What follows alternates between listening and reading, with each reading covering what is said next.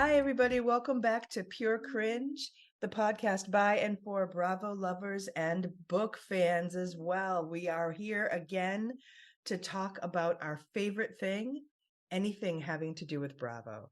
But today we are right back into New Jersey, our feels like the first time rewatch series. Michelle, can you believe that we are already on episode 7?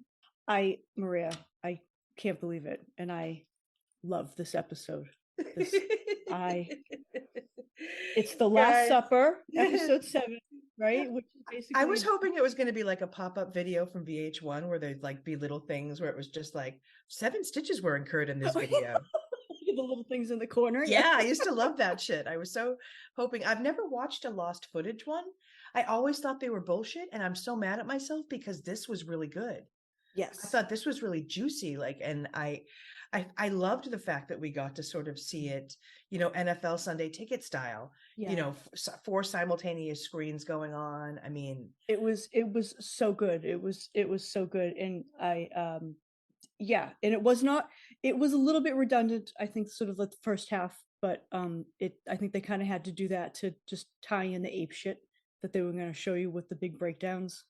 Yeah, I think you're right. I think that, in reality, that, if we had to really scoop out everything that wasn't redundant, there would only probably be about 25 minutes of content.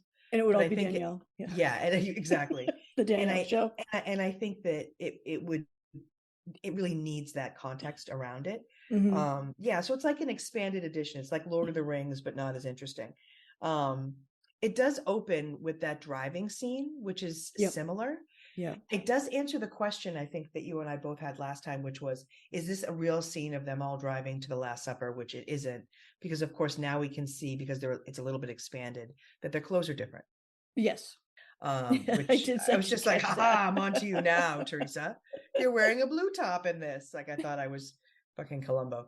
It cracks me up that, Danielle really talks about how she wanted, in all of her confessionals, I feel like the thread is like no accountability, of course, and just really reiterating how she just wants to be able to say her piece, like have her say. I feel like that's like the theme of the day. And so she really sets it as like a precedent for it in the beginning. In her confessional, she says she wants to show them that what she did 25 years ago doesn't matter, and she wants to do it publicly. And I still can't believe that she is not at any point going to be like, so, I really fucked up. Like, she really only says it when she's pressed. And also to say, if I say that what I did 25 years ago doesn't matter, it's actually categorically untrue, because it is, maybe there are many parts that have changed, but there are many parts that's the makeup of your decision making and who you are and your personality, and that's maybe right? It's not a huge maybe it's not a huge factor, right? But it's indicative of who you are. But it is a factor. It's a seed, right? Yeah. It's something there. Yeah, to your point, like it's probably not 99% of the decision making that I'll make about you, but it's in there. It becomes a factor in the way that I think. And I think, I feel like this whole time too, we have Jacqueline's confessionals where she's kind of like, I really was just hoping that Danielle was gonna shut the fuck up. Like, she basically says, her biggest fear is Danielle walking into the lion's den, and she worries that there'll be words between Danielle and Dina. Obviously not to mention furniture. But Danielle loves it. Yeah, I mean, I think she happens to really crave. Oh yes, I mean, her on this show, I want to say even more than anybody else. And I think you and I, we have the context of reading her book behind us too, which is, we understand how really needy she is and how she craves, like, I think, connection of any kind. Yes, and I think to speak to that, and I don't really know what her big beef was with Dina prior to this whole thing, but what I think is I think Dina saw that Danielle like had a hard on for her in a good way. She really wanted to be in Dina's circle. Dina was kind of grossed out by it. Dina's like, I want nothing to do with it, because she does say that at the end. But I think she just makes Dina nervous, because I think, and Dina just shuts down, right? She's like a shutdown kind of person, doesn't want to be associated with that. Because I would treat Danielle the same way. If someone like that like came in my circle, I'd be like, what the? Okay, there's nowhere I can go, but I'm just not going to talk to you. I'm just going to Yeah, you can hug Yeah. me. You can hug me, but I'm just gonna go stiff and You can hug me. well, you gotta hug me because I'm that's gonna what you want to Caroline you do. right back on this one. Don't make me get Caroline on your But ass. you see, that's why I Yeah. have Caroline as my sister. Right. Your sister's Caroline. Because It's she true. does that stuff for me. That's true. See, I have to be my own Caroline. That's going to be the Uh-huh. title of my autobiography. I think now I'm changing it. Be your own Caroline. But so Danielle shows up, like she misses the fucking cocktails, but she comes in for dinner. And is that on purpose? Well, I mean, I have to say, it's stupid because I looked up this restaurant, It's Lunello's. beautiful. It Yeah. looks awesome. Yeah. I wouldn't miss, Michelle, you know me, I don't miss a meal anyway, but I wouldn't miss 5 seconds of this party at this place. No. I would not have missed the appetizers and the drinks before. Like, Mm-hmm. this looked like a really good party. Like the Yeah. food, the menu looks really awesome. It's in a place that I feel I have probably driven through, Cedar Grove, New Jersey. Mm-hmm. And like it reminds me, honestly, like I said, I wouldn't have missed it because to me it reminds me of every holiday I ever had as a kid. Mm-hmm. Like all the family coming in, everybody greeting everybody, Yep. people are like eating, everybody's dressed up. I mean, this episode is so great because it gives us so much color from people that we didn't hear from the first time. Yes. Like And Lauren. yeah. Yeah. Like all of a sudden Joyce DeWitt is like, hello.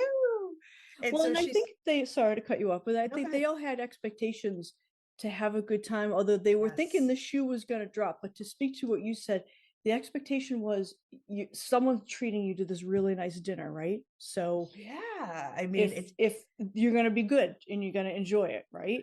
right. You put on your best outfit. Like it Yeah. was so cute. Like I really loved the shots of like, I thought was so cute was Chris and Lexi when they're sitting at the Mm-hmm. bar and all of a sudden he looks at and he goes, you want to start a bar fight? And that was so cute. This I just thought it was adorable. And you know, the premise for all of this is you see all of this is right before Danielle gets there is they all start, everybody has like a couple of words about like, I hope this doesn't go bad, right? So Mm-hmm. Caroline's is like, there's so many personalities and so much needs to be said. I don't know what's going to go down. Mm-hmm. Like, oh crap, right? And then we see Ashley's confessional, and who gives a fuck? I hate I Ashley. know, really. And then, Scam. right, exactly. Danielle, yep, nothing burger with cheese. Danielle says that she's nervous that Jacqueline is worried. She's a nothing burger with cheese, that kid. Yeah. Pickles on the side. Surprised you even gave her cheese, really. I I would did. just throw an onion on that. I was doing that just to be nice so we don't get like a review that says we're mean. Yeah. Like, that's the reason why I gave the cheese. I feel bad because I actually really love Jacqueline.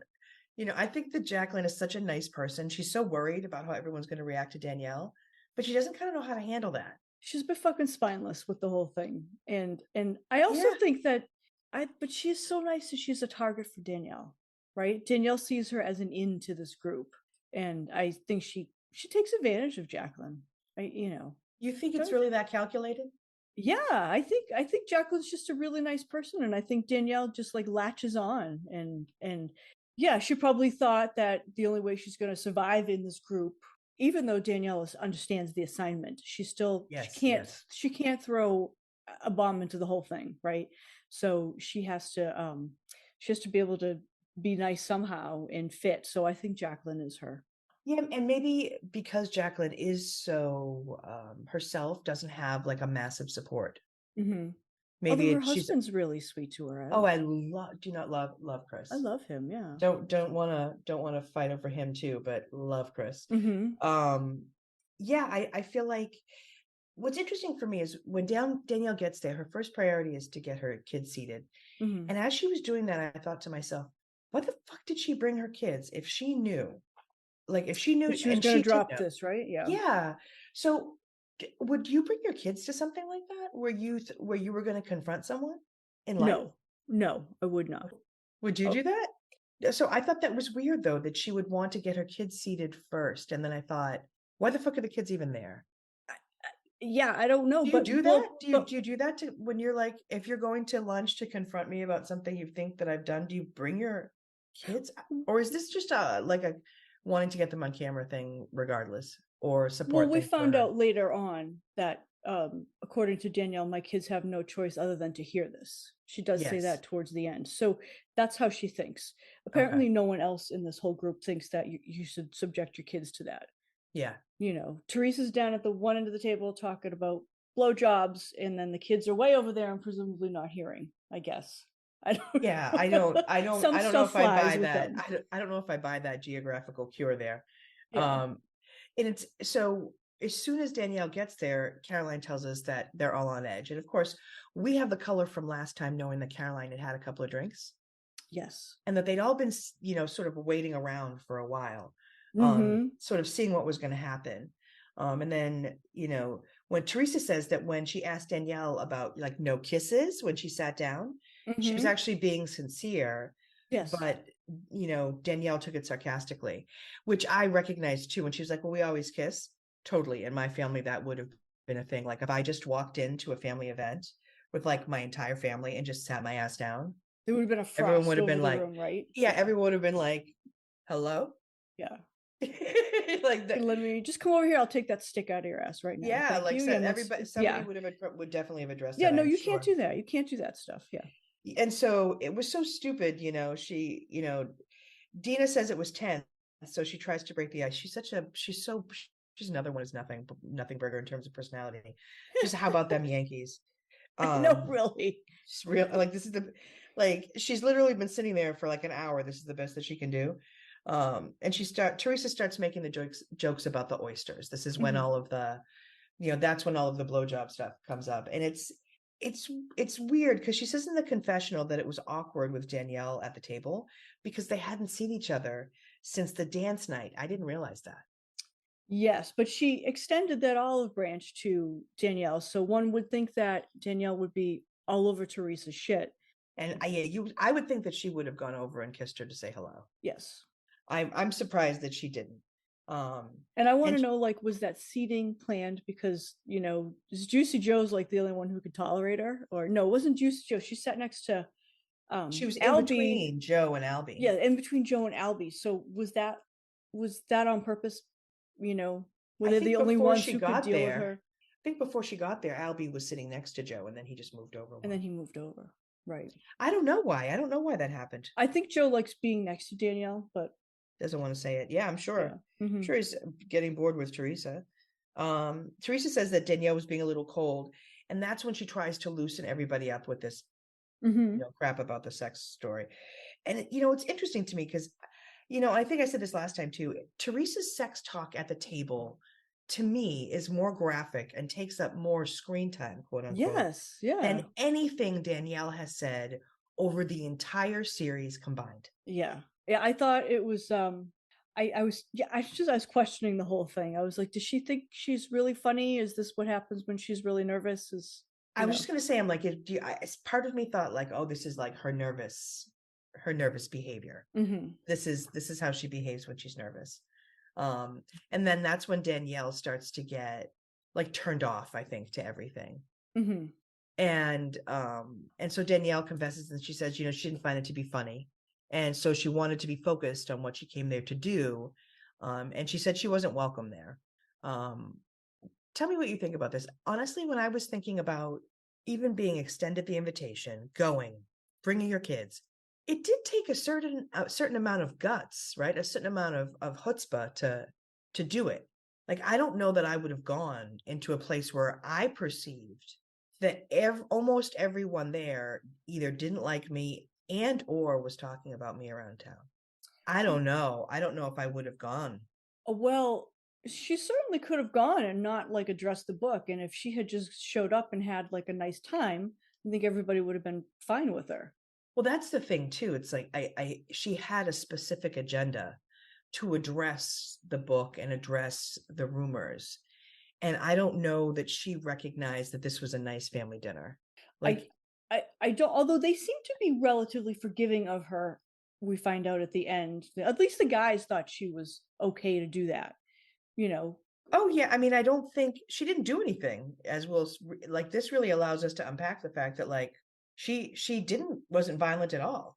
No, but she brought the book, which like, she thought that it was okay to like fuck up a family dinner and talk about this. At least she waited until the cannoli came out, right? So she didn't ruin the entire dinner. Yeah, that's true. That's true. I know. God, the cannoli looked really good. I know. Yeah, and that is when, Danielle has guts, I feel like, if not brains. So Teresa at dinner is talking about like Joe's near rape of her post-surgery, which honestly gets more cringy every fucking time I hear that. Now there's like a sandwich involved to shut him up. And oh yeah, a sandwich. There's not just a sandwich, Michelle, it's a sandwich. Yeah. And so then Jacqueline in her confessional says that she asked Danielle specifically not to start anything, which is the key to let us know going to be starting something. But that is, Jacqueline's always asking her to behave, right? That is their relationship, isn't it? Yeah. Is that, I feel like there's a certain amount of behave happening. See, if I were like Jacqueline, maybe I wouldn't have shown up. Like if I had a friend who I knew was just going to act up all the time, I might have been the one to call out sick for that event. Oh, that's interesting. Okay, yeah. If you knew like already, like if you knew that somebody was going to come and like blow up. Yeah. So I this is where the book comes out, and so I wanted to share something that I found out with you about the release of the book. And it's not often that in my life I would want to quote Time magazine. Oh, okay. Time magazine. Oh, yeah. And so this is from August 4th, 2022, and the article is called "The Story Behind Teresa Giudice's Game-Changing Table Flip on Real Housewives." And so it talks for the first couple of paragraphs about how Teresa really made Housewives history by sort of losing her temper. And then it talks about Carlos King, who is a fellow podcaster, and he was on set when it happened. He was a producer on The Real Housewives of New Jersey and Atlanta. And so it says, and I quote, more than a decade later, he says he knew in that moment that the scene would make a lasting impact. And then it says, King, an associate producer on the show, has a unique perspective on the incident. He had been underneath the table in question earlier the same night. I wish you guys could see Michelle's fucking face right now, holding on to the book for Staub because she was wearing a dress too tight to conceal it. King handed the book to her to set the events in motion. So all night he sat under that fucking table. Yes. Like a child, like a 2-year-old with the book. Is this guy big or small? He's a dude. He's an adult-sized man. And so were they all instructed, like, no, don't kick him? I don't know. And then it says, King handed the book to her and set the events in motion, a primetime example of the behind-the-scenes orchestration that goes into reality TV moments that are meant to play out as spontaneous and organic. According to King, what the finished episode didn't show was that after the book was placed on the table and after he crawled out from underneath it, the other women refused to talk about it for 20 minutes until Staub, annoyed with the avoidance, forced the subject and incited the table flip heard around the world. King describes the moment as so cinematic that it felt like something out of a Scorsese film, end quote. 20 minutes. I had to share that with you because when I found it, I was like, oh shit. That is because I remember saying to you, that doesn't fit in her purse. I don't know where this book is coming from. Right. Is it like, did she pull it like a Michael Jackson cartoon out of her hair? Or, yes, I did wonder about that. Like, did they have her seat reserved with it? Did she sit on it? Like, I thought before this, I was going to ask you if you thought maybe it was like an Oprah thing and it was like taped to the underside of her chair. Yeah. And maybe like, but I couldn't think of how else she would have gotten it, but now we know. Oh, it's amazing. And so, and with the passage of time too, because they did do sort of like these edits that made you realize there was time passing before it was acknowledged. But I had no idea how much time. It could have been 2 minutes. I thought it was maybe 2 or 3 minutes. I cannot believe. No wonder she got so snarky. Yeah. I couldn't understand. I thought, Jesus, she's coming off really bitchy. And now I think to myself, if I had to wait 20 minutes for someone to acknowledge something, me or something, anything, I think I would lose my temper too. Yeah. So yeah, I couldn't believe it was 20 minutes. Because finally she just starts tapping the book, right? With that smile on her face. Like, honestly, now that I think about it, I can't believe she didn't just pick it up and throw it at Dina or like hit her on the head. Because I mean, she has so much venom towards Dina, but I get ahead of myself. But isn't that interesting? I thought the idea that he would be under the table, yeah, because that's the table flip heard around the world. But now I do have a question. So how Yeah. much of this was that Danielle really wanted to air this out, or how much of it was that they said to her, like, this would really be a good direction for you to go in? I'll put it this way. I bet you she 100% wanted to clear it up. Yeah. But I bet you that this was the location, the time and the place was encouraged by production. Yeah. Like, I'll put it to you this way. If this, let's just say that this dinner doesn't take place, I'm sure she confronts them. Yeah, but she might have to confront them all individually. Right. I don't know. But how else is she going to get everybody in one spot? But I just want to just go back to this for a second. So, we've all done some really interesting, questionable, shady things in our lives. Sure. I know you and I have. I certainly have. Yeah, sure. And I'm not ashamed. I'm not going to talk about them, but I'm not ashamed. But, if somebody like confronts you about these things or wonders about them, I mean, do you just confess up and say, this is what I did and here's what the background was and it is who I am? I mean, sorry you found out this way. I didn't think you'd care. I didn't think it was appropriate to tell people. I didn't think how do you there own yet. Up to it in a way that, but see, I've never been like that big of an asshole where somebody would want to like find out all this stuff about me. So yeah. Well, you know what it was too, is because Danielle came on too strong too, and that's what turned off the Manzos and started them thinking that they should find out who she is. Yeah, and they are like their own corporation. Oh yeah, they're their own crazy pants corporation for sure. Mm-hmm. Oh yeah. I mean, and what's interesting is we do hear a little bit more about like the culture at home with like Caroline and Al, because we have Albie saying that this whole situation definitely wouldn't have happened if his father had been there. I thought that was interesting. Yeah, he says his father has no tolerance for bullshit whatsoever. If his father was there, they would just left and have not entertained any of it. Do we ever meet him at all? We do, but we meet him like at home. Like sitting at the table making fun of Ashley? Yeah, like we don't see him a lot. Like he's working a lot. Like he runs the brownstone. So I legitimately, believe that he has stuff to do. Yeah. And it's interesting because then Caroline says, and this is, I think, this stuff is reason why I really am loving this sort of expanded edition. She says that she and Al were texting. Yeah. Like the whole night. And he's wondering, like, told him, she just said to him, everything's going great. And you can see it happening. And then that's when Danielle just kind of loses her cool and starts and takes out the book. And also, and while this is all going on, I think Caroline probably is texting her husband saying she brought the fucking book. The book showed up. No one's talking about it. And that gets Danielle even more angry. Yeah, because she won't look at her. Like, that's what's so funny is nobody... We have like the NFL Sunday Ticket four-person view of no one looking at Danielle or the book. Everyone's like, so you look great. What are you guys going to do for Christmas? Right? Like just having like little shit conversations, mostly talking about the food that's on the table. But honestly, Teresa says that she starts to like giggle because she laughed. She got nervous when she saw the book, but then got mad because she had the audacity to bring it to her dinner party. And I feel I'm right there with Teresa. And I keep forgetting, this is the point where I have to say to myself, like, Teresa was on the periphery of the Manzos. She's not a member of the family. This is her housewarming party, basically, that she had. And I keep forgetting that like, this is all happening at something that she's organized. Would you lose your shit? Yeah, of course I'd lose my fucking shit. You kidding? Oh my God. Yes. So I won't bring any weird books. Okay, noted. I mean, unless we want to talk about weird books, we could orchestrate that in a special way. If we want to talk about weird books, we should probably start a podcast. Yeah. So Teresa says it was disrespectful because the kids were present.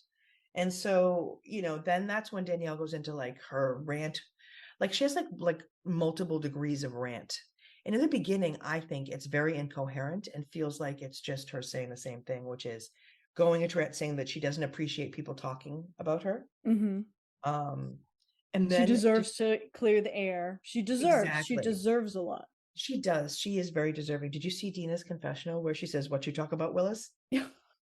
What you talking about, Willis? I was fucking dying. I was like, yeah, I know why they took it out, Dina. It's not funny. I'm only laughing because we're making fun of you. And then Danielle does her whole fucking speech. We go right back to the dinner. And, and I think for the rest of the episode, when we think about this, it's like, we're not going to go into, I'm sure, huge detail about what we've already seen in the episode. We'll be focusing more on like the new stuff, but there are some points in the speeches that are going to be interesting, I think, to look at. Danielle does her whole speech, which talks about her 2 truths, right? Like, I got arrested, and I am the artist formerly known as Beverly Merrill. Bev. She's a bit of Bev. And so then Jacqueline says she feels bad for Danielle, and because nobody was interested in what she had to say. And I noticed that even when she was talking, nobody was looking at her. And that's the rub, really, is that everybody is like wholeheartedly disinterested in her, and she can't handle that.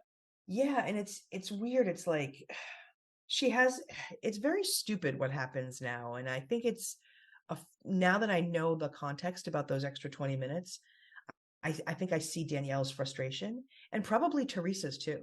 I didn't realize that was going on.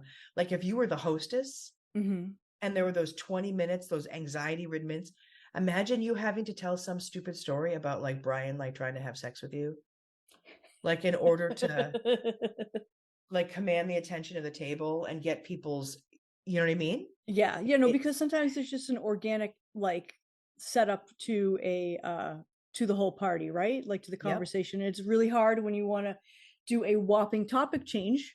Yeah. Right. And let's face it, you have to just put your nose in and get it in there. But yeah, so. And it just sucks because she keeps, like, again, I just don't think she's very well prepared either, because she really keeps saying that she's focused on saying her piece, right? This is that part of the thing where she and Caroline argue about, like, and Dina tries to chime in and Caroline says, shut up. And that's when Teresa wonders aloud if the kids should leave. Yeah. And so that's when Chris Manzo says, they wanted to get the kids out because it was the responsible thing. I'm doing air quotes right now. Can I tell you, I didn't realize, and I don't mean to make fun of Chris Manzo because I adore him, I didn't realize he was in the kids' table. Did you see that? So he did not make it to the grown-up table. There were 2 tables. Oh, that's right. So he was sort of like, yeah, he was the king of he was the transition, wasn't he, between the adults and the kids? Yeah. So I can feel it because I was Chris Manzo in my family for a long time. I was like the oldest kid at the adult table, and there was no room at I had to wait for like my dad to die. Oh no, I had to wait for my parents to get divorced in order for me to get a table at the adults table. Because there was just no room. And so I was the Chris Manzo, which it always sucks to be the oldest.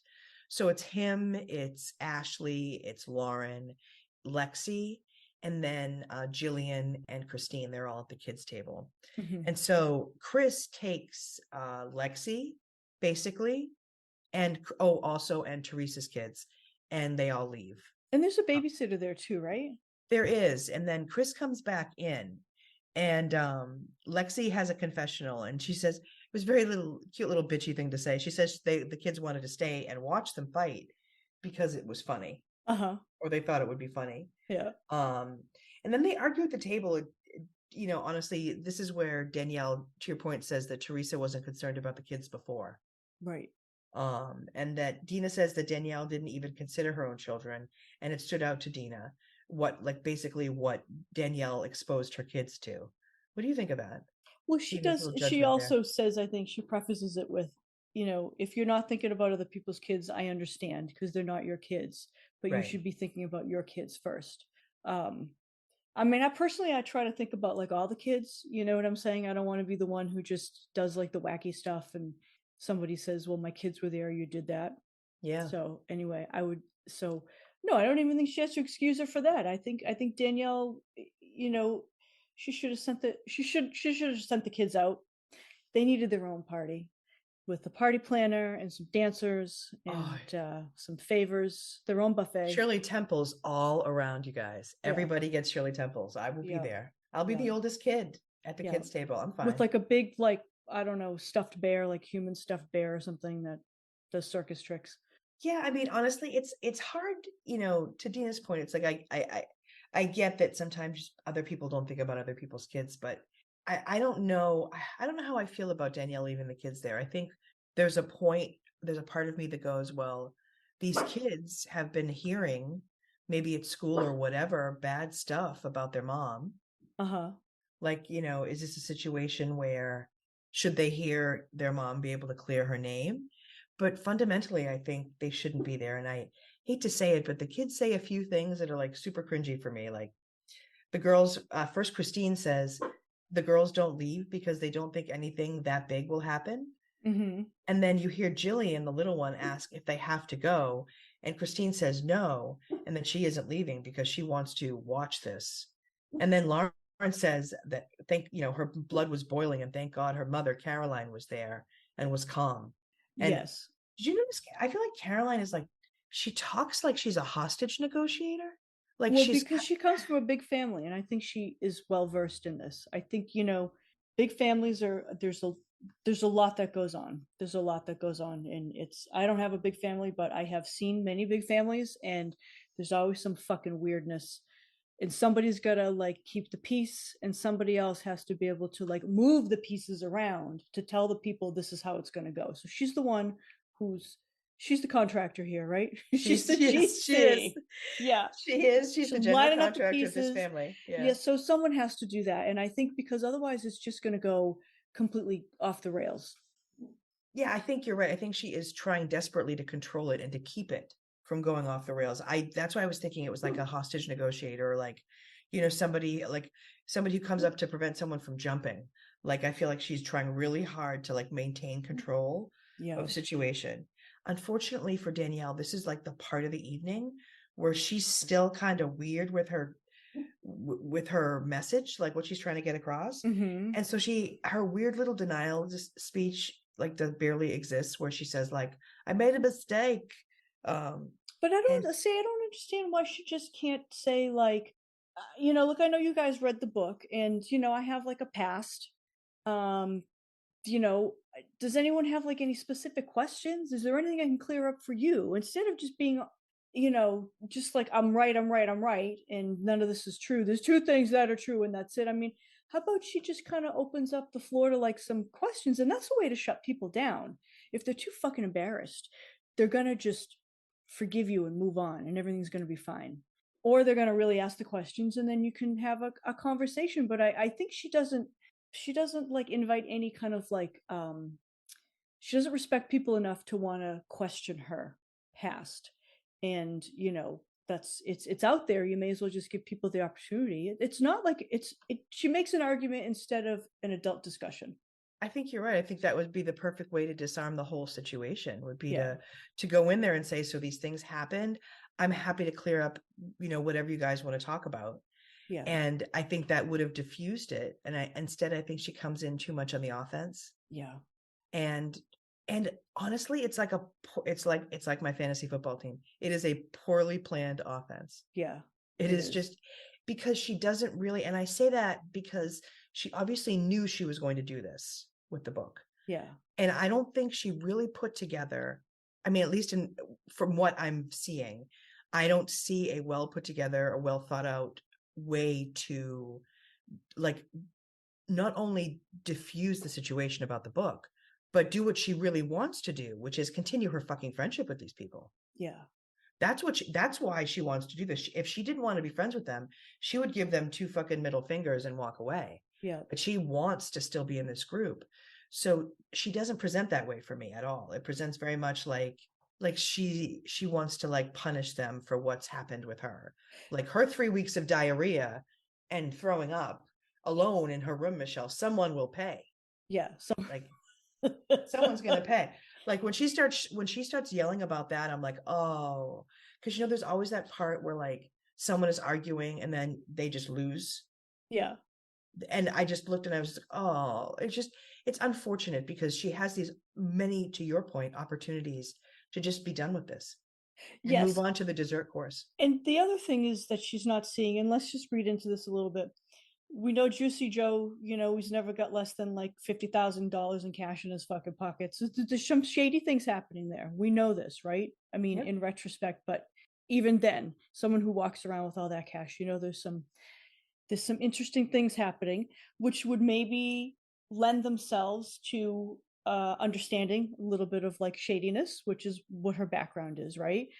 And then you have Caroline Manzo, who's got like the, like the shepherd or the Belgian Malinois dog, attack dog, who and she says, because what did she say? There are people who know them in the neighborhood, and we questioned that. Why does she have an attack dog? Yeah. So I'm just thinking now, okay, so there's some inferences being made. That's all I'm saying. So maybe Danielle could ingratiate herself to these people. And I think Caroline has given her opportunity after opportunity to fucking come clean. I don't think Caroline, I think Caroline could have liked Danielle. And I think she gave her many chances to say, hey, look what I found out about you. Let's come clean about it. I don't think it was like the gossip mill. I think she was like, this is what we got. Why don't you just tell us? And it's entirely possible the relationship could have gone a different way, but it was like a litmus test. Absolutely. I think that, honestly, I think a big part of this too is Caroline's desire to, maybe desire is not the word, but her MO is to control and protect. Yeah. Right. She's like the general contractor and also the chief of police within this family. And it is not to, serve and protect, it's control and protect. And I think that with Jacqueline, she just extended that sort of umbrella over her and started to look, because under normal circumstances, your sister-in-law, who is one of a gazillion kids in your husband's family, one of them is not going to be like, what the fuck is Michelle doing? Right. And become obsessed with, like, I think that because also this girl had this mythical fight that we still don't know about with Dina, it pissed her off enough that I'm sure Dina complained to her older sister, who already had a bee in her bonnet. And then when she found out that her sister-in-law, her baby brother's wife, who has such a big heart, it's as big as her bubbies, Michelle. Yeah. Right? Remember? That's what Caroline said. So she had to put on her special, green and blue top and spring into action. Yes. Yep. And I almost feel like that's that's part of the problem too. If Caroline had not been involved, I mean, I don't know that the book would have even come up.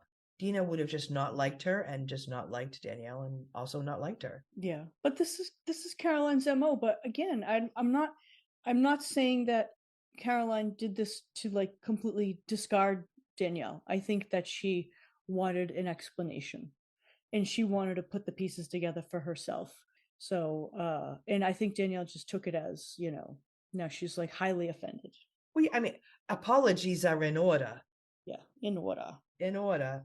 No, I mean, I think this is where things start to get like really tenuous with the family and things get tense, which is when Jacqueline starts to say, hey, I was uncomfortable. For Dina to say she knew nothing about the book is a lie. I have some thoughts on that, though. I have some thoughts on that. I at this point, they're sisters and they're one and they're on the same team. And it's very obvious that, the general and the chief of police is speaking for the whole thing. It doesn't matter because they're one entity. And I've been in this situation before that you've just fused. You're like the same fucking person now. And it doesn't matter who did what. She's splitting hairs. Jacqueline's splitting hairs. She's not understanding the dynamic. Dina is Caroline. Caroline is Dina. And they're going to fucking conflate the story anyway to make it good for them. So it doesn't matter because they're on the same team. They're not now, as we know in retrospect, but back then. So it doesn't, it's stupid hair splitting thing. And what Jacqueline's doing is she's just not letting it be put to rest, right? One of those two sisters came up with the book and said something. It doesn't matter who, because they are joined at the hip. Do you agree? I mean, so I don't have that same experience with sisters or with I don't have that. So I didn't know. So honestly, so here's the thing, here's what I see this completely differently. So I'm watching Caroline's We're thick as thieves, which is so fucking unfortunate, Michelle. This particular way to describe them is it's unfortunate, we'll say. And Jacqueline in her confessional says that she's surprised that Caroline is taking the heat for everything. And I'm thinking to myself, why is she taking the heat? is Dina really involved? And that's when Caroline blows up. And, honestly, Danielle, who remains pretty composed while Caroline is losing her shit, they are all talking about like who took the book into the chateau. Originally, we thought it was Dina, and then that's when Caroline is like, "Look at me, like address me." Mm-hmm. So, are you telling me that is that is what you would experience because she's the big sister, so she's going to step in and say like, even if she knew that Dina was far more involved, she's going to step up and like take the brunt of it because that is her natural role as like the big sister. Yeah, and she wants to end it, Wow. and she knows that they are like on the same team, Wow. and they both felt the same way about it anyway. So to me, it's inconsequential. They're the same. You're probably right. So but you're right. She is splitting hairs though, because Jacqueline does say it is not the whole truth. It doesn't matter at this point though, and maybe this is a problem that I have, that I see everything like on like a massive whole, and everything's like relational. But I think Jacqueline's in her little bit of a bubble there. So so I don't know, maybe Dina did find the book and she got real fucking giddy, or maybe she felt like taking the credit for it, or do I think Dina found the book? I have a feeling she maybe mentioned it and Caroline went out and got it. She heard somewhere, or so they were both conspiring. So I don't know, I've been in this situation with a sister before, and it's you got to join forces at some point and put the shit to bed. It's interesting because I think you're right. When I look at it through that lens, it does make sense. Teresa says she wasn't surprised because she knew that Caroline brought the book around. Mm-hmm. Then Albie hops in, saying he thought his mom was awesome. She wasn't going to let someone try and intimidate his Aunt Dina. Mm-hmm. Because Dina gets nervous. They all talked about how they know she gets nervous. Well, she does, and she does some specific things, which I'm going to bring up to you soon. Mm-hmm. So that's when Caroline, you're right, Michelle. When I look at this through your lens now, it makes so much more sense, because then Caroline is saying, I will not allow you to speak to my sister like that. Yeah. And so she continues to get amped up, and her face starts to get red, like a flush kind of goes right over the top.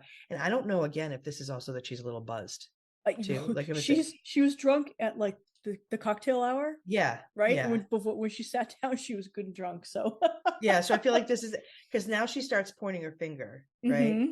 And then we cut to Jillian. And again, why are we talking to the kids about this, Michelle? Why? Jillian those children have no place. Oh, these poor kids, Jillian. So she says she's starting to get scared for her mom because everyone was against her, so much so that she wants to go help her. Like, help me with this, Michelle. Like, why is this kid? Why? Fucking why? Because the whole point of Danielle having kids is to sort of like, because no she one had else, her own friends. Because no one else likes her, so she's forcing these lives upon her and she gave birth to her friends. Yeah, she gave birth to her friends, and she's forcing them. And then and again, she doesn't believe in them being like children. She wants them to just be like these little mini adults. There's no, she doesn't find the joy in like watching your children be children. Yeah, I mean, it's just so weird to me. And then I don't know where we go to Jacqueline, who, I don't think I mentioned this, but is apparently wearing a gold doily that she just cut like the center out of. Yeah, I wondered about that, right? Because I think my grandmother made one of those for like the circular like table thing in the center of the table. It's like a Ruth Bader Ginsburg stitch, but it's so strange to me. It also could be a choir robe. I don't understand. Right, because it's like this sort of royal blue, like shoulder piece thing. If she were in a choir, I would not be surprised. She could be the soloist. I think I saw her on Game of Thrones, actually. I think you are correct. She was the friends with the eunuch. Yep, you're right. You're right, with Varys. Yeah. You're right. Michelle knows all. Jacqueline says she's biting her tongue, trying not to get involved, and that Dina told her about the book, and that she was there when Dina showed other people the book. And so then Christine says, and this is all when like Jacqueline starts, in the background of the fight is sort of moving on. And this is when Jacqueline is sitting there with Chris's arm around her, like pointing up at Dina, who's standing and fluttering a little bit. Yeah. And, holding on to her towel dress. Whoa, excuse me, my towel might fall off. Don't bend over, your Chucky will hang out, right? Yeah, so nobody wants to see her Chucky. Yeah. And then Christine, the poor kid, she says that when Jacqueline stood up for her mom, that it took a burden off her shoulders. That's terrible. I know. I honestly, I hated writing this shit down, Michelle. And then that Jacqueline really saved my mom. I was trying to think to myself how I would have felt like watching my mom get like yelled at by a bunch of people, not just like a one-on-one situation where my mother was fighting with someone else. That would make me feel horrible even today, right now. Yeah, yeah. But a group of people, I just don't know. Yeah, I just don't know how I would handle that. And that's when Jacqueline in her confessional tells everybody that it was, she lost control. That's when she starts screaming and yelling at, at Dina, calling Dina a liar directly. And then she says it was an embarrassing situation for her family. And, and that's when Dina is in her wrinkled towel and she says, I saved your ass. I didn't even tell Danielle that it was you who showed me the book. You are lying. Yeah. And Danielle looks fucking shocked. Yeah. She can't believe it's happening. And that's when Dina in her confession, she's like, Jacqueline was misinformed. Yeah. Like apparently it's become a memo. It's an office memo. And you've been misinformed about the service level agreement for today. You fucking kidding me? These people. Danielle says, I have been grossly misinformed today about the water problem of my daughters. So then Danielle, of course, instead of just being like, cool, Jacqueline stood up for me, she really internalizes it. And she's like, Danielle says she thinks that Jacqueline saw how much pain she was in. Like, it's just, she has to dramatize it and like the pain of it all. Yeah. I don't think that she was looking at your pain. But that's when Chris, who we both are in love with, or at least have little crushes on. I love Chris. Is like, Jacqueline, enough. Oh, no, actually, no, excuse me, not Chris. Caroline says to Jacqueline, enough. Don't they both say enough though? Just like, but this is too early. This is too early. I'm sorry. Okay. Because Jacqueline says that even though that Danielle is pretty strong, it was hard to watch. That now this is when Teresa is getting activated. Yeah. So we haven't even seen the real. This is all that background stuff. Now Teresa's saying to Danielle, she's like, something's got to be true. And remember, she has her hand out. Did you see that? She was Teresa, and I thought it was frozen. I thought with maybe that like fucking gorgeous, like really heavy solid gold link bracelet. I was just gonna say the most beautiful bracelet ever, probably $100,000 bracelet. She looked like so awesome too. Like her jewelry, the dress, the color was fantastic on her. Can we have a moment for this? This fucking look, and the fact that like she ruined it by acting like such a fool. I thought she looked more beautiful than I'd ever seen her. Seriously, she was like so gorgeous that night, and I just because I think she's really wacky looking. I mean, she looks better than she ever has, but yeah, just the necklace she had on was like insane. Everything. But she got worked up. I noted this somewhere. She got worked up when she said to Joan Italian, look at the book. Like, when somebody says something in like another language, because my parents used to do this to me all the time. There'd be like another language coming out, and I'd be like, that's about me. That's not you're like, good. Oh fuck, I'm screwed. I am so screwed. Yeah, no, I think you're right, because I think that's when Danielle says something to her, and Teresa's like, listen, part of this has to be true. Nobody just writes a book. See, and she's exactly what I'm trying to say is there's other things happening here. It's not all black and white. There's other things. Just about the book. It talks about your fucking personality and the decisions you make, but it's reading in between the lines. This is what Teresa's not saying. There's things in between the lines here that are not being said. Well, she's not super articulate at this point, and I think she's so worked up. And also, too, I don't know how much she's been drinking. If Caroline is that lit, and Caroline does not really drink, Teresa likes to drink more than Caroline. She's probably had quite a few drinks. Yeah. Now she's in slow. Now she's in like frozen frame with her hand out with that bracelet, right? Yeah. Well, and that's when because she says something must be true, and that's when Danielle says 2 things were true, and then she says my name and I was arrested, and then she does the fatal pay attention, please. Yeah. And that's when Teresa. Yeah. Honestly, I would have taken that bracelet off and fucking and whipped her. I don't know. I don't know that I would have flipped the table. I might have thrown her out. Well, but see, it's the thing is she's shelling out for this really nice dinner. Danielle comes in. I might have enjoyed throwing her out. That would have been vastly more satisfying, I think, on like a deeper intellectual level, because I'm a psycho. Yeah, I'd like to win. But we're in Jersey and table flips happen, I guess. I don't know, but this is what they all claim. It looks very much like they happen all the time, because as soon as she says that, we get that extra bit from Teresa where she says, who is she, God? It was cracking me up. Yeah. Who is she to tell me to pay attention? She God? No. I was like, this is the funniest fucking thing. And then all of a sudden, it was weird when we see the table flip and it happens. Now, I thought it was so interesting. Now we actually do start to analyze it like it is fucking Sunday Night Football. Because we start to look at that same scene. So the immediate flip and like maybe the 15 or 20 seconds afterwards from a bunch of different perspectives. The first thing I wanted to say to you is I thought last episode when it happened and the whole table got up and Albie and Danielle and Joe, everybody gets up and Albie was holding Danielle. I thought that he was protecting her, not holding her back. But I realize now he was holding her back. And very smart, very, very calculated, because he looks like a real gentleman. Yeah. But, but he did. But then there was a couple of other scenes that they showed, right, like with this, that he looked like he was sort of lording over her and waiting to make sure she wasn't going to move. So a lot goes into the editing, but I hadn't realized that either. I thought he was being like the nice protector, let me help you pick up your napkin. Isn't that fun? Like I did. Yeah. I thought like, oh, he's being chivalrous so that she doesn't get hurt by whatever's, because Danielle was not being violent at all. As much of an asshole as she is. I mean, I'll put it this way. She's not as much of an asshole as say like a Candace Dillard, Bassett, who is so vicious with her words and can really amp people up. I don't think someone telling you to pay attention, please, is so deep. But I think it triggers Teresa because she's probably been told she's an airhead her whole life. And then that's when I think that we start hearing that table flips are a thing in New Jersey.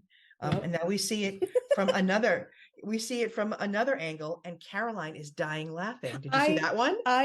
Maria, I was fucking shitting myself. I am the same way. If I were her, I would have been right there next to her, just fucking pissing my pants laughing. I do the same thing.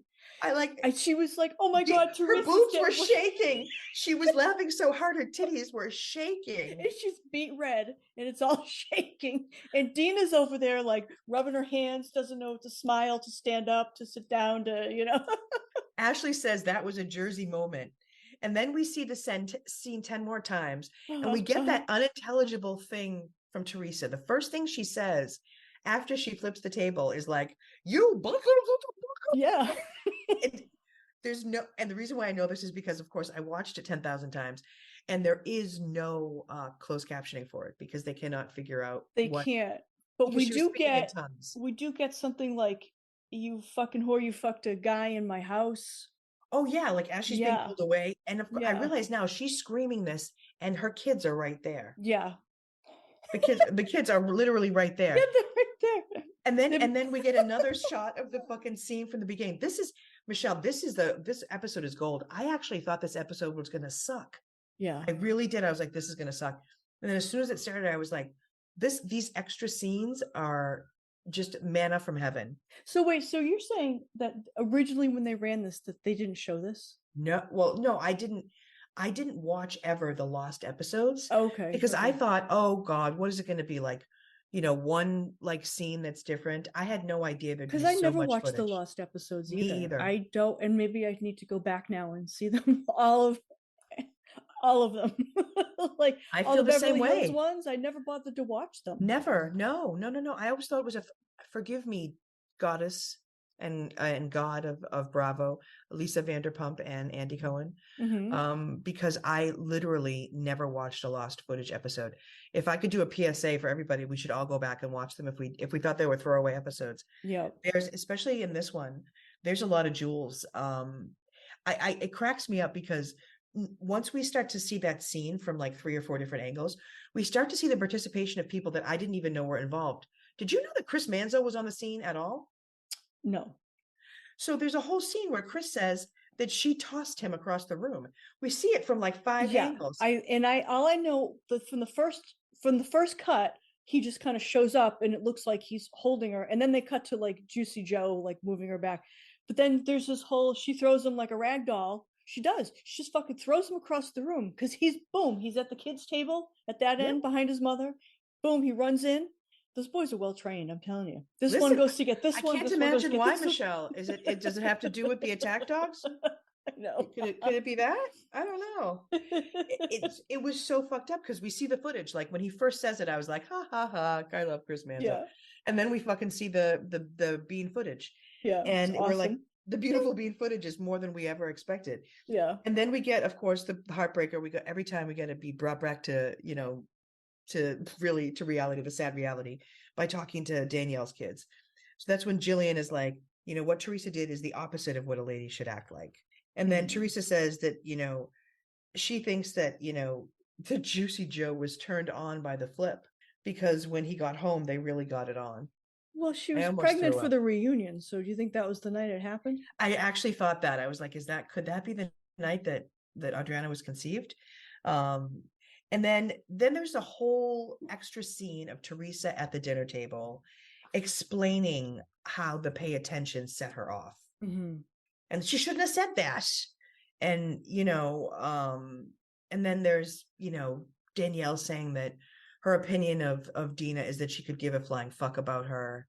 That's when Chris loses his mind. And he says, I don't want to hear another word. Enough. Yep. I got to ask you, because as much as we love Chris, and I don't want to. Wait, this is big Chris you're talking. Not big Chris. Yeah, okay. Yeah, because he's like, I don't want to hear another word. Enough, Michelle. When we see Chris, and I don't know, I have some feelings about this, and I'm going to need you to talk me down off the ledge that I am certainly on right now, which is, why is Jacqueline sitting on his lap? Was she on his lap? Yes, ma'am. They're just very close. No, ma'am. She was sitting on his lap. I just think that's like a drunk couple thing that happens. And then like the girl ends up on this, But in the family dinner here? Well, it's the end of the whole thing. It's all a shit show now. So she's kind of, she's just looking for some comfort. Other than that, she's just like, they're all real drunk. So she's like, I'm just going to sit next to you because it feels better. I'm going to sit on you. I mean, I love him, but like, I don't know. He diffuses it. I think because he's so quiet when he speaks, in his family, people just go, oh. Yeah. Okay. I think Jacqueline was getting nervous and so she just was kind of edging closer to him, and then it happens that she's just on his lap. I didn't even notice that. I thought they were just super close. Yeah, true. Yeah, no, she was sitting on his lap. It made me nervous because I kept thinking, I'm like, the way that like Jacqueline like almost infantilizes herself. Like she's like, I just don't like that in relationships where she's like, she's the baby and like and he's the big, it's just weird to me. I don't know. It's just weird. Then it goes strangely into this section where Christine says that she thinks her mom handled herself well. She's from Brooklyn, so she could go nuts, she says. Sorry, we read her book. Was she from Brooklyn? Did she live there for like a minute? She must have. She must have. Yeah. I think Danielle's children should have stayed home with Steve babysitting them. That's what should have happened. Oh, hot but disgusting take by Michelle Bartchikowski. A hot and revolting take. That is nasty. That is really gross. I'm gonna let that. They like him. He likes. I'm gonna wash that down with a sip of Coke. That was so gross. You do it, girl. You go. Well, I will say, take two for me. Yeah. Listen, I need to do some shots for you. That was nasty. You're dangerous. I will say what's interesting is that Danielle has a hot take too. Well, I have a hot take about Danielle. Is Danielle smarter than we think? Is she more perceptive than we think? Because Danielle in a confessional talks about the ladies, and she talks about 3 of them. And I'm going to challenge you that I think everything that she says is true. Okay. First, she says about Caroline, she says she's loyal, maybe, but she isn't going to do what is right at the expense of her family. And then Dina, she showed her guilt by prancing around every time she got nervous. And then Jacqueline did what was right, even though it was tough. Okay, so Caroline, because I was confused when she said this. She won't do what's right at the expense of her family. Yeah. But she won't admit to the fact that like Dina was involved. But it's not at the expense of her family. It's at the expense of Danielle. Well, it's at the expense also of Jacqueline and Chris. But see, if Jacqueline could just shut the fuck up and just realize that this is how it's all going to go, then Chris would just talk to her in private and say, you do your thing. I'm sure what he says to her in private is, you do your friendship with Danielle. Yeah. And then just go along with it look, you're with a big family, you got to put on like different hats, right, for different people, and Yeah, sometimes I you got think. to eat a shit sandwich. Oh, And totally. Jacqueline, I don't think Jacqueline understands how to play like that. Well, I think that's what it is. I think that Jacqueline is trying to be truthful and trying to do like the whole truth. And what she doesn't realize is that she doesn't have that color like you gave us before about how these two sisters are going, their stories are going to meld and the truth will become the truth, whether it was the truth or not. And whether Dina was involved or not, the truth is now that Dina was not involved and that Caroline did it all. And so I think that's something that I think a lot of people don't have that experience, or they don't realize how important that experience is. And maybe it's that with Jacqueline, maybe she doesn't realize how far, I guess, Caroline is willing to go to protect anybody in the family. Yeah, and but also it's not necessarily about protecting people. It's just about protecting the peace. And my mother would have always said, Michelle, there's nothing wrong with a little white lie. Little white lie. Sometimes you got to do it. Yeah. And so I also think that is Jacqueline just naive, or she's just too young, but she can't understand that sometimes when you're around people, you got to act one way and go with the flow. And then she could still do what the fuck she wants with Danielle. And she could just say to Danielle, we're going to hang out, Danielle, but fuck yourself if you're going to make a problem. Okay. I'll be your friend, but you don't get to control my narrative with my family. She never does that. No, you're So right. spineless. She's spineless. What can I say? Well, and now she it's like she's activated now when the stakes are the weirdest. And that's what I think was great too about this episode, is we got to see more of her and Caroline arguing. Like as the party is starting to break up, as people are starting to actually leave the dining area. And that's when Caroline says, you know who you're hurting? You're hurting my parents. And I don't get that. I don't understand that. I think it's what you're talking about with the family. I think, you know who you're hurting? My parents are going to find out that like we're not getting along. Okay. I think it's that. And then Jacqueline does kind of let us know. She says that the Manzos expect them all to stick together, or expect her to stick together with them, right or wrong. And they expect that from her. But Jacqueline says to Caroline, family or not, what's right is right. What's true is true. Yeah, but you can also make your own truth. And, Jacqueline, I think you were a single mom in Las Vegas, and then you came into this family. You married this guy who, I don't know if Chris adopted Ashley. I don't think so. But She doesn't change her name. He certainly loves her, and he's kind to her. You know what I'm saying? So I think sometimes you have to play a game to be thankful, and you could still do that and not get shit on. Because I also happen to think that she could at any time have a conversation with Caroline, because I think Caroline is perfectly willing to say, like she says, like, I know she's going to be friends with Danielle. I know she likes that. Yeah. I don't like it, but I respect it. So I don't get what Jacqueline's not getting. Yeah, I mean, Caroline does actually sort of come out as like level-headed at the end here. Yeah. Because she says she's not mad at Jacqueline at all. Yeah, she has a big heart, and this is her relationship and she likes it. She just wants Jacqueline to make some boundaries. And guess what? Danielle is the kind of person who she's never going to make a boundary for you. She's going to leave it up to you. And she knows that Jacqueline doesn't know how to make I don't think she has boundaries, and I think that's... But if you put up boundaries, she wouldn't go over them. I'm just saying that. She knows. No, I think you're right, because I mean, even Caroline says, to your point, she doesn't know what the fuck that Jacqueline sees in Danielle, but she respects the fact that she sees it. Yeah. And then all of a sudden we see this shot, and it kind of broke my heart, the fucking mess Teresa made on the floor. Oh my God. Fucking what? Like $200? $200 worth of seafood just like on the floor. Yeah. I mean, and I hope production paid for this, because that was a fucking mess. I mean, not cute.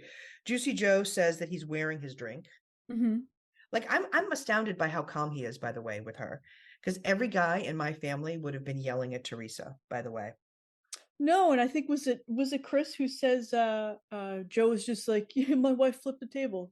Hey, yeah. What about it? Yeah, so what? It does. It says a lot. Put it this way, with Italian American families, there's always a level of violence in my experience. It's just how violent do people get? Like, is it like simmering under the surface where like so and so and so and so don't get along? But I feel like with these guys, it says a lot that no one seems shaken up by this, really, except Dina. Yeah. And the only person who seems really like kind of like, I mean, even Danielle seems less shaken up by it than Dina, and she's the one who all of the venom and the vitriol was geared towards. Yeah. And then Teresa starts clucking like a chicken, like full of excuses. Did you hear this bullshit? She's like, I'm Italian. Yeah. I have a bad temper. Like, and they all seem to just write it off as like Italians have bad tempers, and I don't think that's necessarily true. I don't think that's necessarily true. I don't. But to go back to Joe, the time that they were out to dinner and like those three little girls are just like fucking screaming, and he's just sitting there smiling, looking at them, and then he just says to Teresa, I love how you take care of my girls. Yeah. He's down for it. You know what I'm saying? And the fact that they've got like a fourth fucking girl, he's probably just thinking like it's awesome. And I think they all still get along, don't they? I mean, I think they do. It's, I have to say I'm very nostalgic for like this part of their marriage because it's very cute. Yeah. Like it's so sweet to see them all in love and super happy, and him very into her. Yeah. And her very into him. But yeah, now that they're divorced, Juicy Joe got his teeth done. And so he's a little bit like Wascally Wabbit. And I think he did something to his hair. He seems to have more hair. Yeah, there's something going on there. But I think he looks adorable. Good. I think he's adorable. Yeah. I really do. He was cute. He was cute back then, and he was so laid back. He even says to Danielle, "I even pulled out your chair when you got here." Like he couldn't understand why she was mad. Yeah.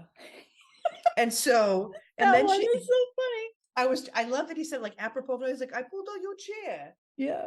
And then Teresa says, after you accused my husband of making fun of gay people. Michelle, accused? Did he not do that? He did. But see, then the way Danielle's like, but come on, my best friend is gay. Well, I'm not going to say something. Yeah. Like I almost felt for her there because she's like, Teresa, because Teresa does know her. They've hung out many times. Yeah. So she's like, Teresa, I would be like, Michelle, my best friend is gay. I'm not going to say something. Yeah. Come on. But I don't really think that they're at that friendship anymore. I think that's left the table.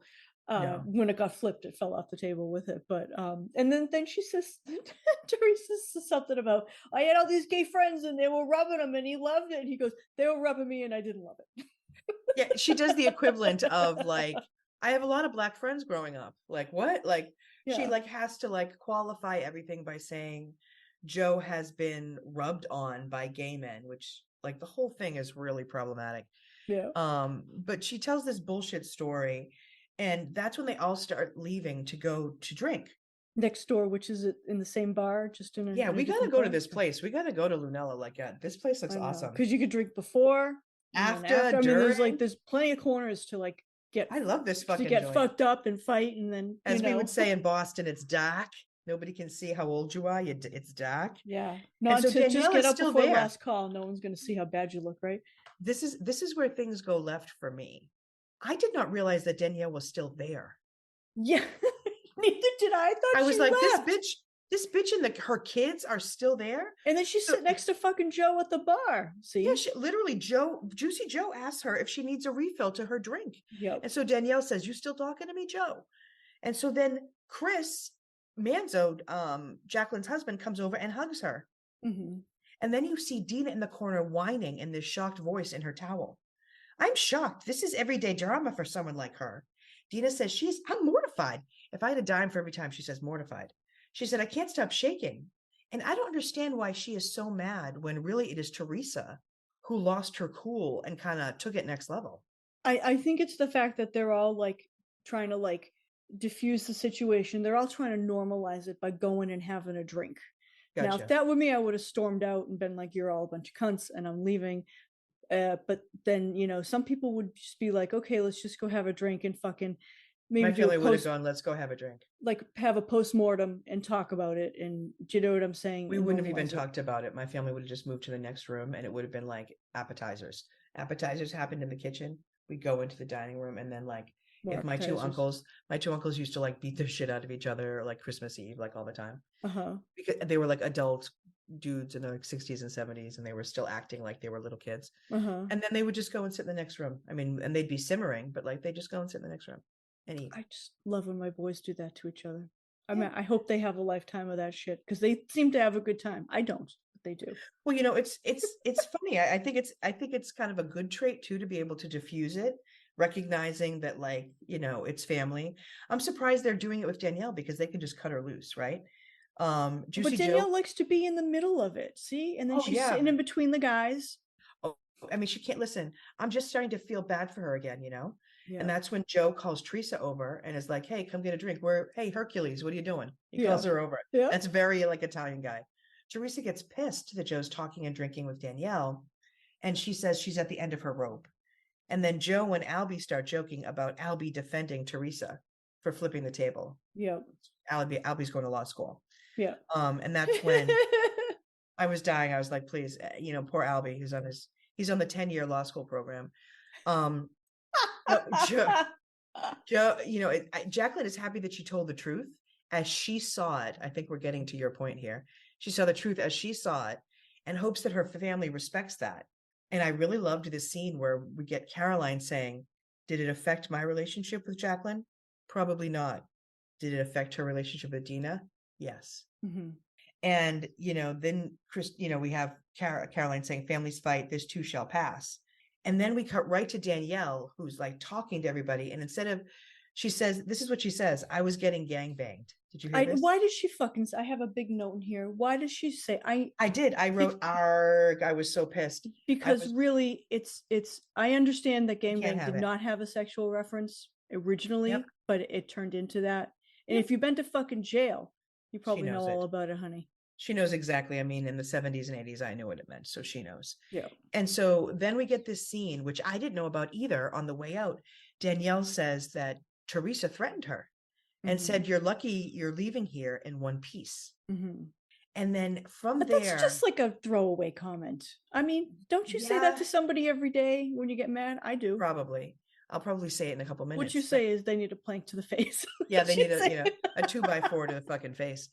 But this, because Danielle doesn't have another adult, like I can say that to you and you laugh and like it ends there because you're an adult. I think what happens is she kind of spins out of control for a few minutes with her daughters, because they don't really know what to say. And so she's saying like, I'll kick her ass. And they're like, you could kick her ass. And like all this stuff is happening. And then she like lights up her fucking Virginia Slim. And, yes, you know, she takes out a ciggy, which honestly, do people still smoke? I didn't know that. I didn't know that either. I was shocked. And she just keeps going and going and going. And it finally ends on this note, which I didn't realize either, which is Jillian screaming, Mom, stop. Yes. Oh my God. I couldn't believe that. What the fuck? Like, oh, stop what? Jesus. Just everything? Yeah. Like, shut the fuck up, you asshole. But yeah. Oh, and then Danielle's phone got broken with the table flip. Yeah. Apparently in the table flip. I don't know how that happened, but I don't know where her phone was, that it was loose and it got broken. Must have been in the book. But yeah, it was so interesting. I thought this was quite an episode. Yeah. Much more impactful than I would have thought. Let's do a quick spin through the categories. So how about fashion disaster for you, Michelle? By the way, looking great in the print today. Was the Chucky dress. Oh, me too. Dina's Chucky dress. Yeah. Dina's towel dress. Yeah. I have that and too. I want to know, was there Chucky touching the chair the whole time? Well, you know, there's so a point where they're shooting from behind her when they were showing like the 12 angles of the thing, where we see how wrinkled it is. Yeah, you're right. And I was so bummed. I was like, did nobody come with a steamer for this girl? No. You can tell there are no stylists on this show. No. How about Cringe Mountain? What was the most cringy thing that happened? Danielle's cigarette at the end. Ooh, that's a good one. Who the fuck smokes in front of their kids? That's a really good one. Says like, you know, the ex-smoker. I mean, you know, you and I smoked through anything really, but I look back and I think, how could I have done any of that? Oh yeah, I smoked all the damn time. Yeah, anywhere. You told me no, I did it anyway. Oh yes, please, twice. Yeah, that was pretty gross. I really had the same reaction, which is, do people still smoke? Is that a thing? Then I had to remember it was a long time ago. Did you have like cigarette ash burns like on your windowsills and your toilet seats? No. I know we did in my house because my mother smoked too. So no, we had ashtrays in every room. Every room, yeah. Multiple ashtrays. Yeah. The big crystal ones, yeah. I was just going to say, and sometimes we had like an abalone shell, you know? Yeah. Or like a big ceramic situation. And something on a stand, maybe. Yeah. Oh, yeah. We had one that was on a brass stand. It was a good time. Love that one. Yeah. So it was funny. I was grossed out by that too. but not as grossed out as anything that we see her kids do or say at dinner. Danielle's Yeah, kids. yeah, That really, I was grossed out by them. yeah. Who do you think won the episode? Oh, Juicy Joe. Ooh. Yeah, Juicy Joe. He loved it. He pumped up his wife for the umpteenth time that night, and yeah, he was really turned on by the whole thing. He liked being in between, like the lady who was the instigator and the lady who finished it. This must have been the best night of his life too. Yep. God bless him. Yeah, it's a Yep. nice. I'm He sure. smiled the entire fucking episode. I was gonna say, he seems happy even like 2 seconds after the table flip. Yeah. He was like literally like kissing her, cracking up. He was like, "Oh, calm down, calm down." I was And then like, "Oh like my you see God." like in the back, like they didn't show this in the original scene, but he's back there and he goes, "You can't act like that." And she goes, "Well, that's too fucking bad." Okay, thanks. I love you. And they gave she gives him a kiss. It's like Yes. that. Yes. It was so like schizoid. It was like you could see her going through like every stage, like every emotion, like wiping across her face. He's just like looking at her with that big smile. Yeah, It's so goofy, right? It's cute. It was so cute. No, that's a good one. That's a really good one. I voted for Teresa because, I realized that when I looked at the seating arrangements, because I was writing that down so that I could get an idea when we She's were at the talking head of the about it. table, right? Yeah, she's at the head of the table. And though the whole show, none of it has been about her really. Can I ask a quick question? She Yeah. had her own like little table though. So they were tables that were put together. Okay. So these were smaller tables that were put together to make one long table. I hadn't noticed that at all. Yeah. So where it was, so on one side of her, on her left-hand side was Chris Manzo. And then on her right-hand side is her husband. Mm-hmm. And then it went Albie. And then there was an empty seat and then another empty seat. On the other side was Chris Manzo, then Jacqueline. Yeah. And then Caroline, excuse me. And then Dina. So that's why when Danielle came, Albie moved down one and she was sat. Okay, gotcha. But it made me realize that like the whole show was not really supposed to be about Teresa. It was supposed to be about the Manzo family. Yeah. But because of the table flip, because of this thing that happened at the end, I'm willing to bet that like they even featured her more. And that's why we have so many of those, what feels like throwaway scenes, but of Teresa. Yeah. During the entire show. Yeah. Because this makes her entire career. Absolutely. I mean, if she didn't go to jail, she would have been like a continuous housewife. Yeah. She's never been replaced. I mean, she is the OG. The question, even Vicky Gunvalson is gone. Yep. She became a bodybuilder at some point. Was that before or after she came out of jail? After. Okay. After she came out. Yes. Yep. Because Joe went in first. Yeah. And then she went in. But when she came out, yeah, that was actually a really cool season to watch her do that. Yeah. Teresa's, she's been through a lot, but I think that this season kind of cements her as a personality. I can't wait for the reunion. Yes. I did do like a sneak peek at the reunion and I wasn't impressed with the set. That's all I'm going to say. Yeah, it's I've seen better for sets. Next time, guys. It's not as bougie as we would expect from Bravo, but remember, these are the early days. Yeah, they're Andy's still trying to figure it out. He is. The budget just wasn't there, guys. It just wasn't there. But yeah, anything else you want to say or share about the episode? This was a good one. This was fantastic. This was so fun, and I again, I wish that they would. I don't know if they have all these camera people. I don't know if you can hear this ambulance. Everything is so good. That is our award for best episode. Thank you very much, Somerville. Thank you. No, so they yeah, I don't know if they just don't have the camera crew or they choose not to do it, but there's been many fights that would have been awesome, with these various camera angles, and they've not broken them down. Or am I just missing the scenes because I'm not watching the leftovers? Yeah, I think that's our takeaway from this episode. Yeah. Is watch the lost footage. Yeah. Oh, thanks to everybody who joined us today. Thanks for watching. Thanks for listening. Maybe someday we'll do video episodes, Michelle, but we'll have to make sure that I am physically presentable with makeup on and the like. You always look great, but I don't look great. I just I don't. Sorry. You guys are missing out. Michelle's got a great print on. But thank you guys all for listening. And honestly, we're so excited that so many folks have been downloading. Please continue to share and review the episode and the show. All that does is make it available so that more people can find us on iTunes and Spotify. So we really do appreciate it. Thanks, everybody.